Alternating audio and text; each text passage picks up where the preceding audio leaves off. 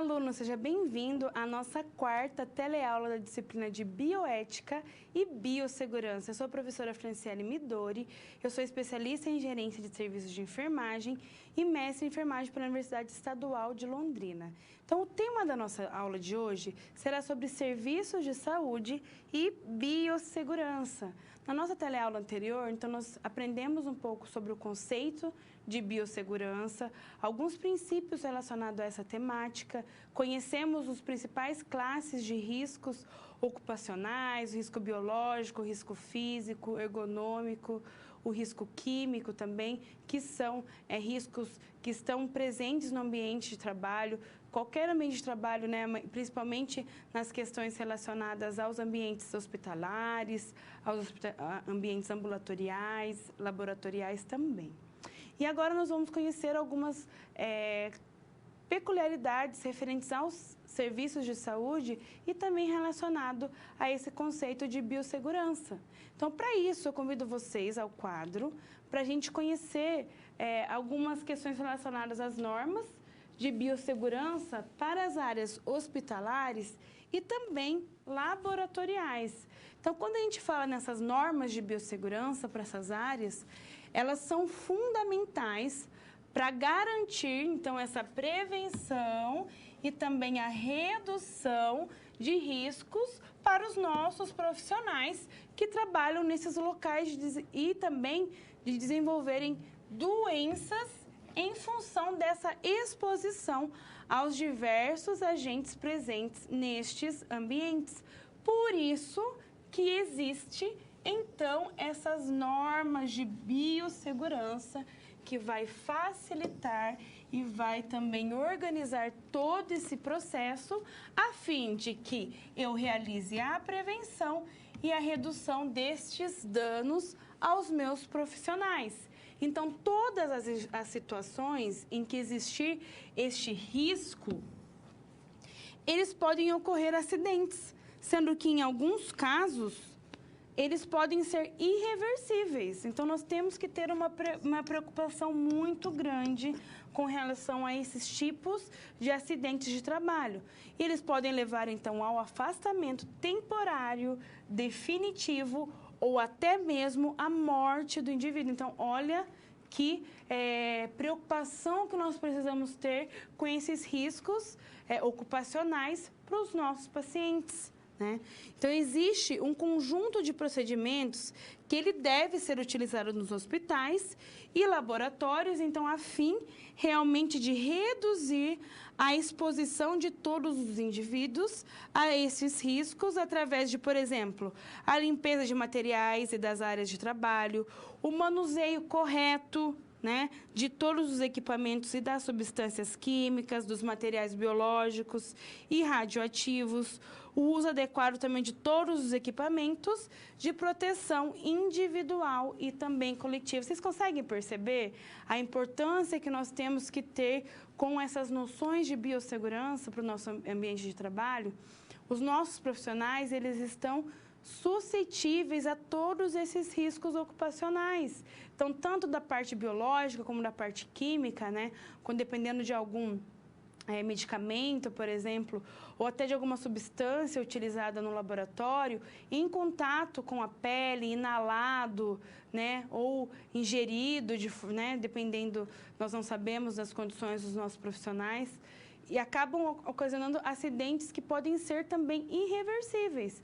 E também temos que ter preocupações com o lado ergonômico dos nossos funcionários também, se eles estão pegando peso, posicionando corretamente ou não, se minha equipe da recepção, eles estão trabalhando com uma cadeira que eu consiga ter uma boa postura, que eu consiga visualizar o computador, né, num posicionamento adequado, que ele não fique tão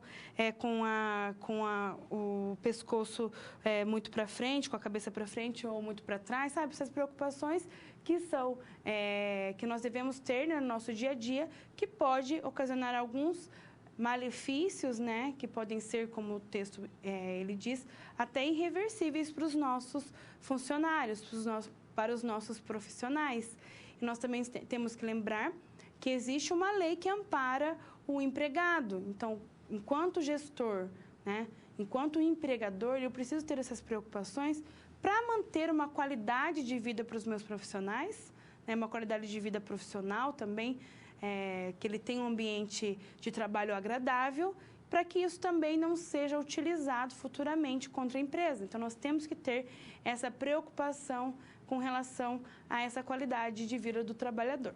Voltando para o quadro, eu trago para vocês alguns exemplos de orientações para o planejamento e a organização das atividades realizadas dentro do hospital ou do laboratório. Então, quando eu falo no manuseio de equipamentos e instrumentos, por exemplo, nós devemos verificar a disponibilidade e o funcionamento do equipamento, agendar data e horário de uso dos equipamentos, realizar a manutenção preventiva, a manutenção corretiva, né, dos equipamentos e instrumentos, realmente prevenindo futuros acidentes junto aos meus profissionais. Então, eu tenho que ter uma preocupação relacionada também a esse manuseio de equipamentos e instrumentos. Realizar, por exemplo, a capacitação específica para os meus funcionários, para que eles utilizem corretamente, né, determinado tipo de equipamento ou do instrumento.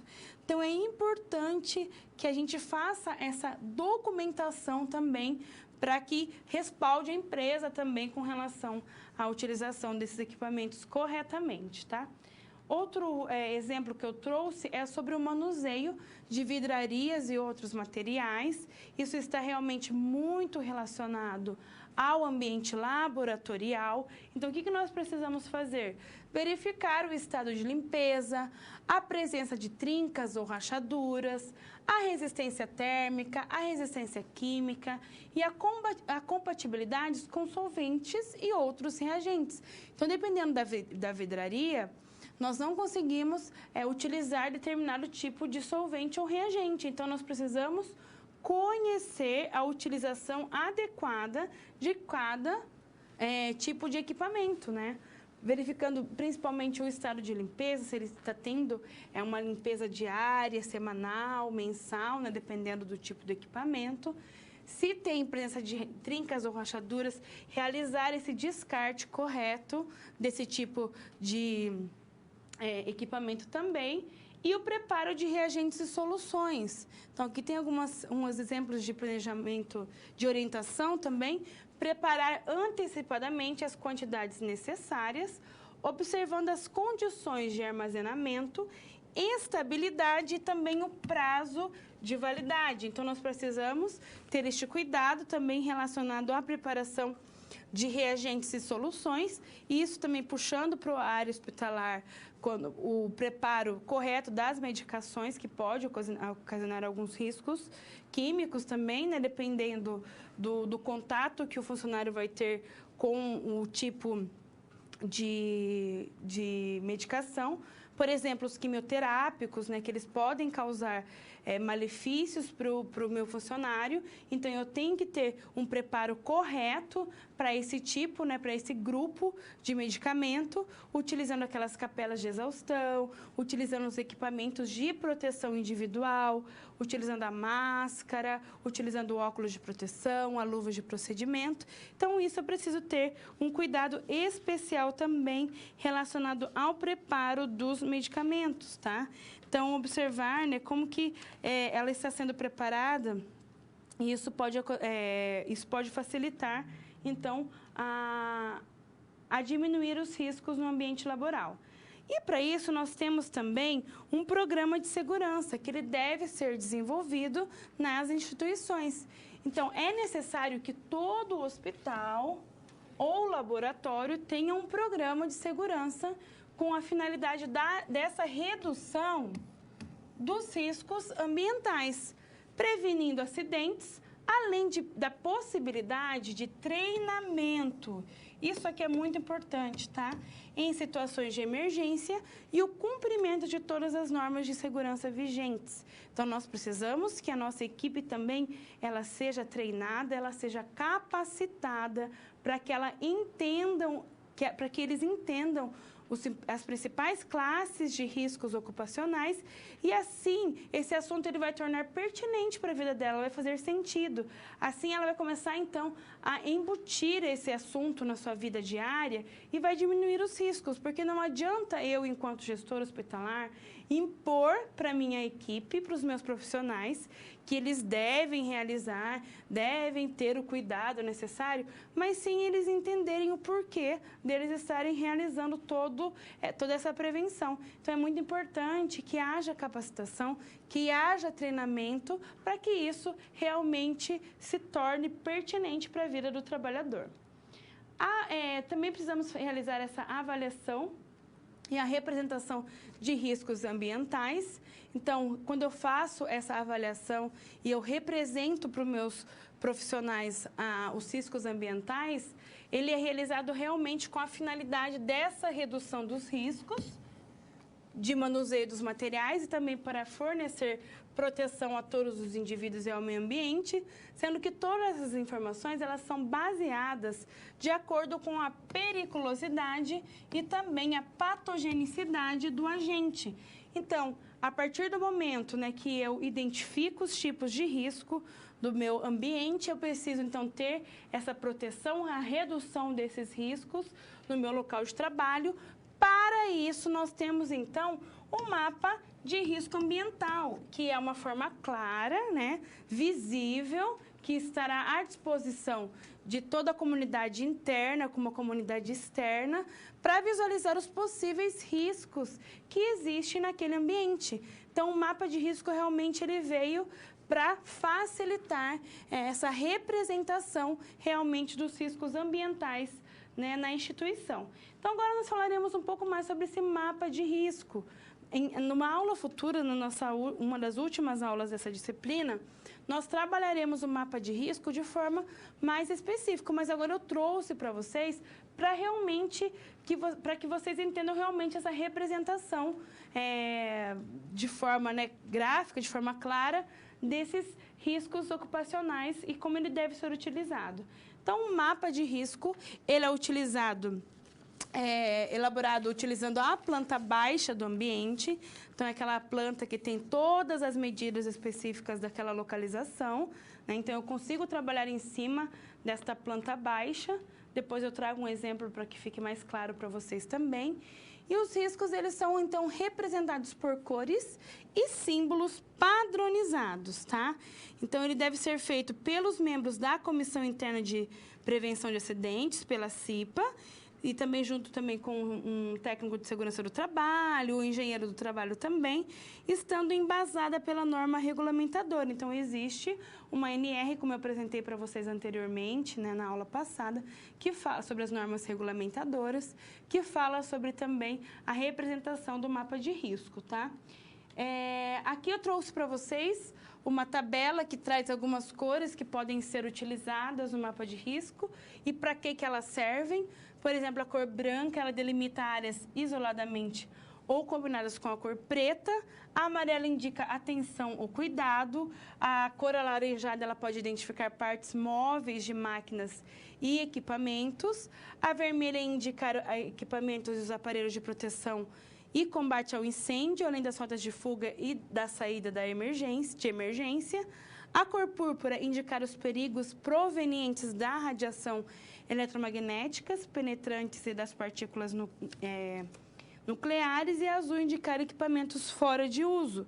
Então, quais são? Essas aqui são as indicações das cores realmente para delimitar esses riscos nos hospitais e ambulatórios, tá? Então, lembrando que o mapa de risco ele tem que ser muito claro. Eu tenho que, mesmo eu sendo leigo, eu não entendendo para que serve um mapa de risco, eu vou bater o meu olho, olhar a legenda e eu vou conseguir, então, identificar esses riscos no ambiente. Então, eu preciso que ele seja de uma forma clara, que ele esteja também exposto em um local adequado, que seja onde haja fluxo das pessoas, em um posicionamento que seja próximo ao olhar. Então, não posso colocar muito em cima ou muito embaixo. Então, tem que ficar num campo de visão importante, assim, que seja claro para o usuário. Então, eu preciso que ele seja didático, que eu consiga bater o olho, olhar na legenda e entender os riscos presentes naquele ambiente. Então, voltando para o quadro, eu trago para vocês as principais etapas para a elaboração desse mapa de risco. Então, eu tenho que conhecer todos os processos e procedimentos do hospital ou do laboratório. Então, conhecer como que funciona, né, como que é o processo de trabalho daquela localidade. Eu vou identificar todos os riscos ambientais presentes no local, tá? Então, quais são os riscos, realizar esse levantamento para saber os principais riscos daquela localidade, determinar as medidas de controle existentes, como também a sua eficácia. Então, eu vou fazer quais as medidas que eu utilizarei, né? E como que ela vai ser eficaz ou não. Depois disso, a quarta etapa seria apresentar os indicadores de saúde daquela instituição, que isso facilita também na elaboração do mapa de risco, verificar a existência de levantamento ambientais anteriores pertencentes ao mesmo local. Então, aqui eu consigo identificar anteriormente alguns acidentes que poderão ter ocorrido, quais foram as evidências levantadas anteriormente, para que eu utilize na aplicação deste mapa de risco também, na realização desse mapa de risco. Quando eu falo aqui também no apresentar os indicadores de saúde, eu utilizo informações coletadas, como, por exemplo, o acidente de trabalho mais frequente, as doenças ocupacionais diagnosticadas, se teve faltas ou ausências de trabalho. Então, com esses indicadores de saúde, eu consigo também realizar das informações que eu preciso para a elaboração desse mapa de risco. E após isso, então, eu vou elaborar o mapa de risco na planta baixa, com a identificação de todos os tipos de risco. Então, esse mapa de risco, como eu falei anteriormente, ele deve ser afixado em local de fácil acesso, para que todas as pessoas que circulam no local possam verificar e fazer uso desse mapa de risco. Aqui eu trouxe para vocês a simbologia das cores do mapa de risco, juntamente também com o tamanho dos círculos utilizados, os círculos coloridos. Então, eles são utilizados em 3 tamanhos, que é leve, médio e elevado. Então, de acordo com o tamanho leve, médio e elevado. E cada cor simboliza um tipo de risco, né? Então, temos o risco biológico, que ele é um pouco mais marronzinho, né? O risco leve, médio e elevado. Vermelho químico, que é leve, médio e elevado. O risco ergonômico, ele é utilizado pela cor amarela também, que também representa o risco ergonômico.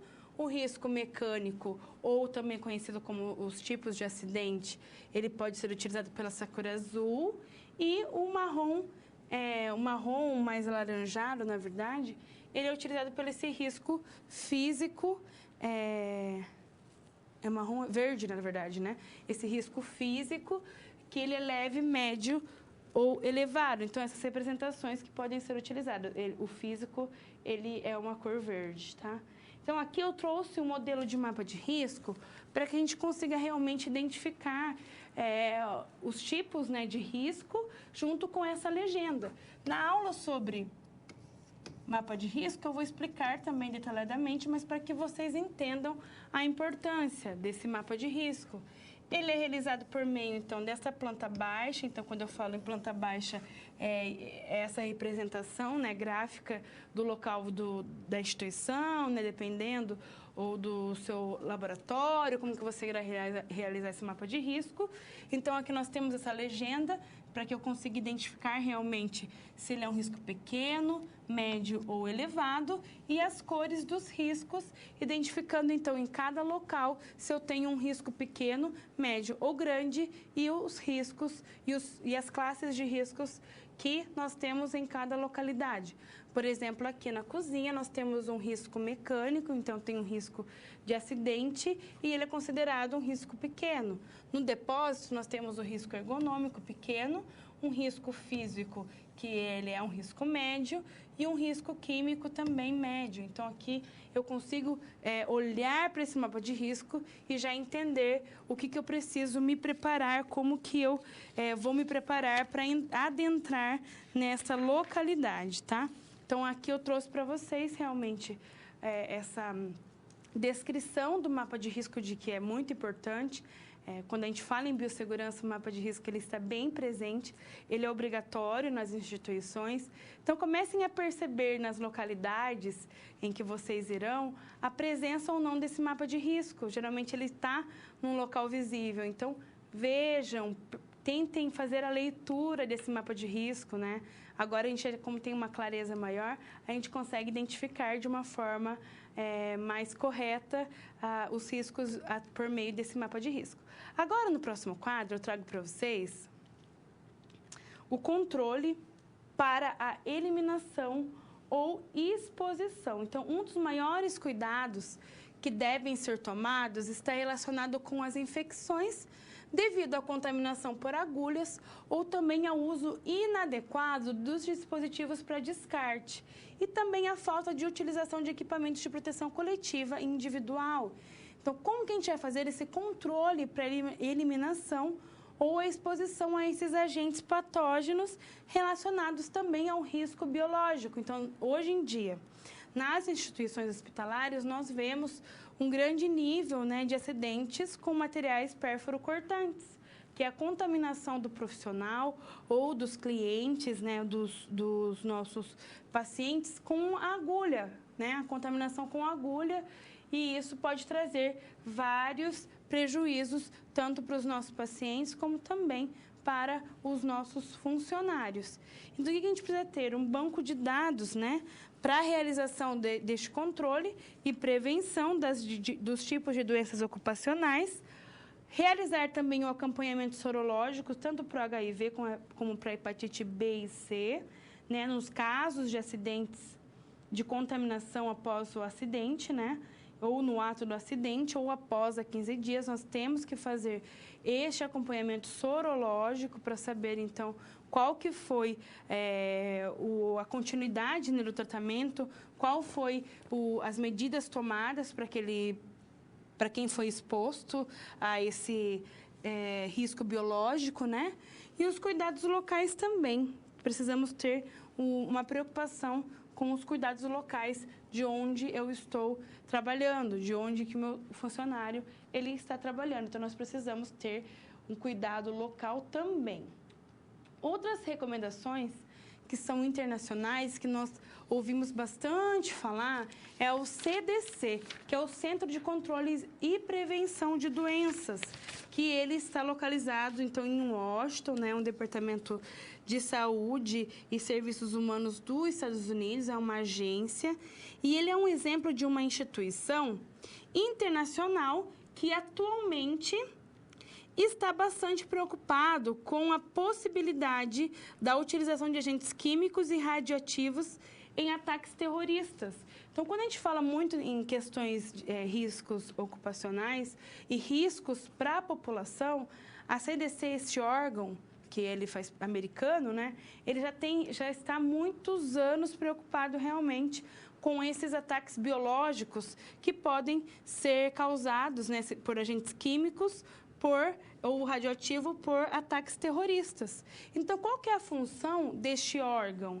Ele tem a função de proteger, né, de proteção à saúde e da segurança de toda a população, concentrando a atenção nacional no desenvolvimento e emprego de prevenção e controle de moléstias, principalmente as contagiosas. Então, quando a gente fala em alguns tipos de surtos, né, algumas epidemias, algumas endemias relacionadas com essa parte química, biológica, no mundo, o CDC ele entra, né, trabalhando nessas questões para facilitar, então, em nível mundial, né? Então, hoje em dia, nós ouvimos muito falar deste CDC, que é importante que vocês conheçam essa instituição que está relacionada intimamente com as questões de biossegurança.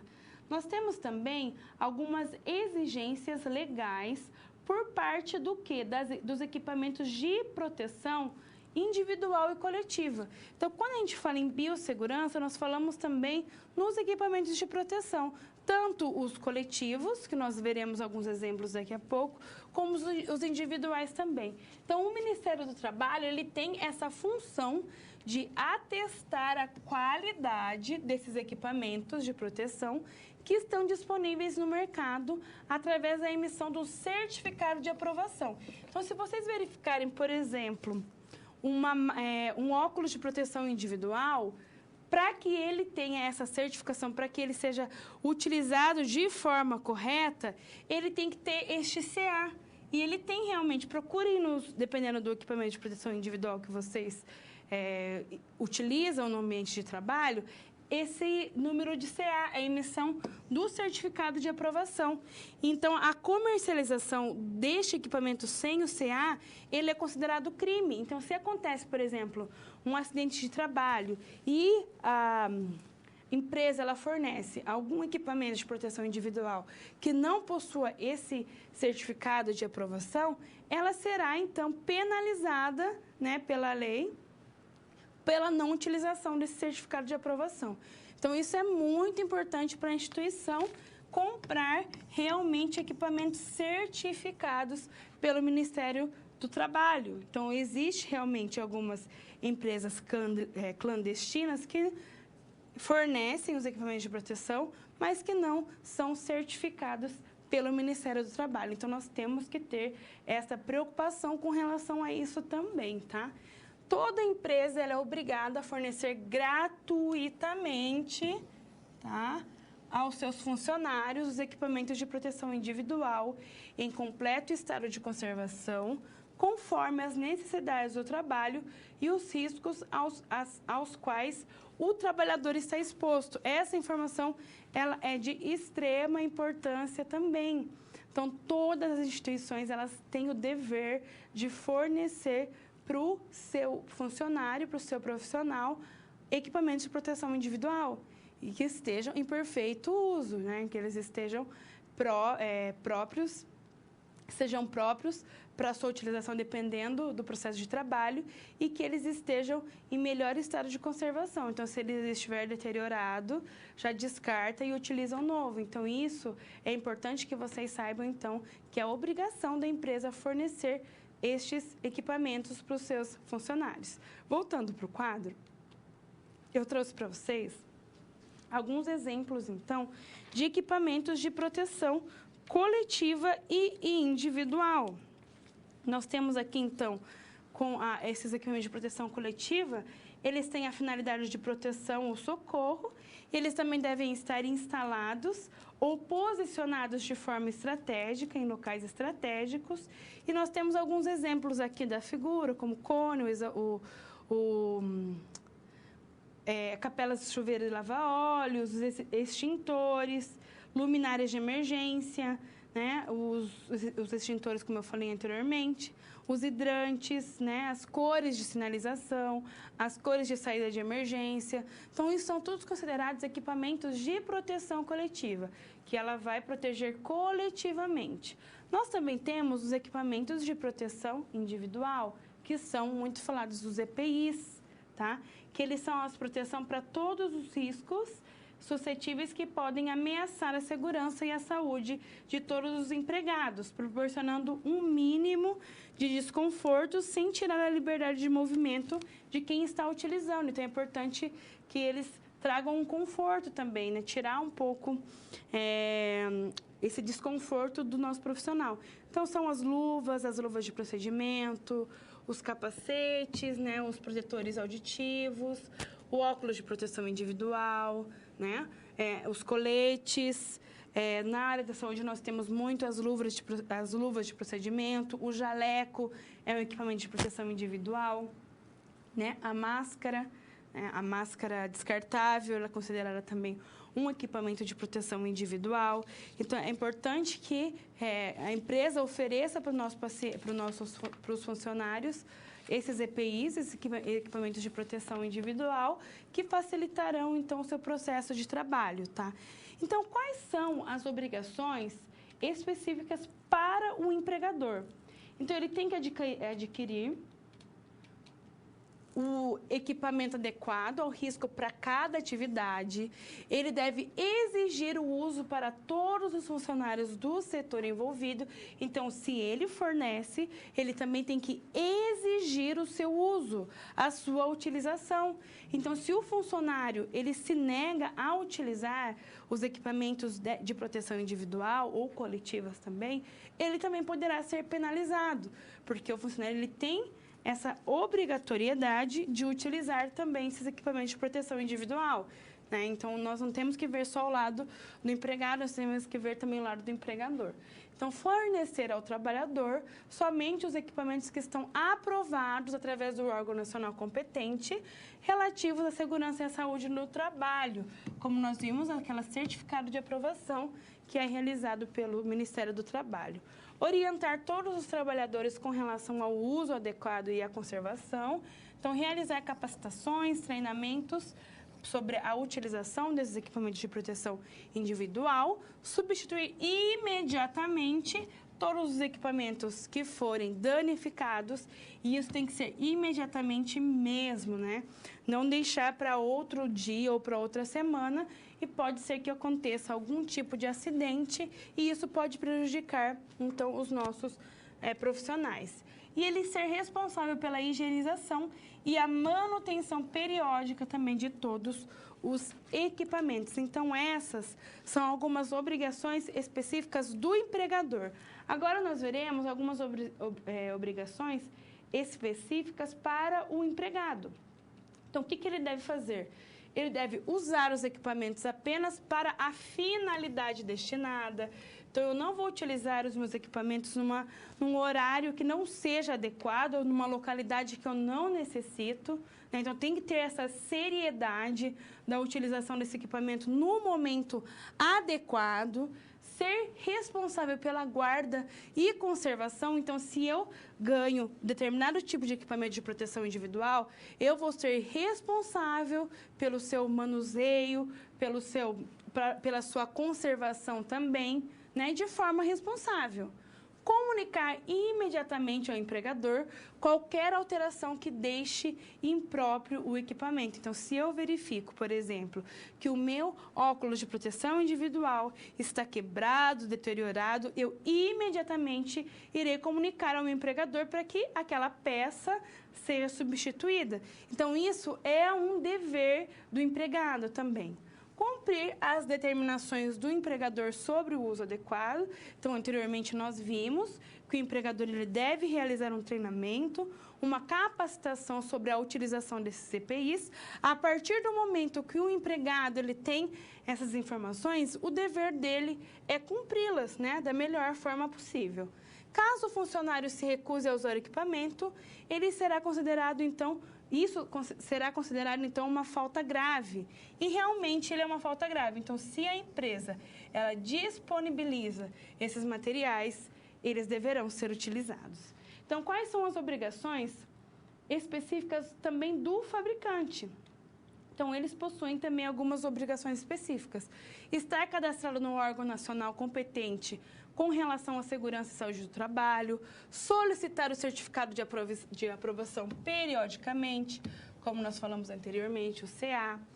Requerer novo certificado de aprovação quando existir alteração referente às especificações do equipamento. Então, se houve modificação, eu não posso utilizar o mesmo CA, eu tenho que solicitar uma nova revisão para que seja certificado novamente o produto. Ser responsável pela manutenção da qualidade dos EPIs que deram origem ao certificado de aprovação.